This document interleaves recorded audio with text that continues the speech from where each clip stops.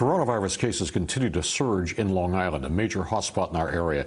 And combining both Nassau and Suffolk counties right now, cases could soon surpass 30,000 there, overwhelming hospitals. In Huntington, ambulance companies, mostly staffed by volunteers, are stretched very thin. News 4's Greg Cergol shows you how they're coping. Don't know why any of us do what we do sometimes. For the men and women of Huntington's Community First Aid Squad, these are frightening, complex times.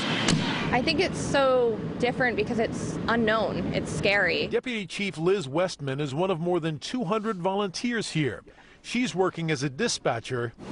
2150, clear multiple signal 16. Despite the fact that she's 6 months pregnant. Risk is there, especially with the little one on the way. No matter how scared you are, you have to keep going.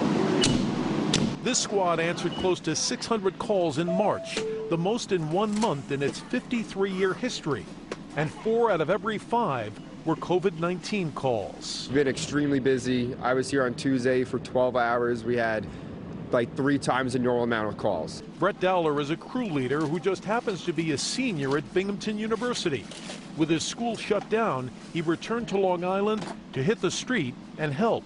My mom wasn't, fully thrilled about this, but I had the ability to make more of a difference for patients who, or people who are infected and, are suffering at this time. So I would just rather, make that difference. Still, everyone here understands what they're up against.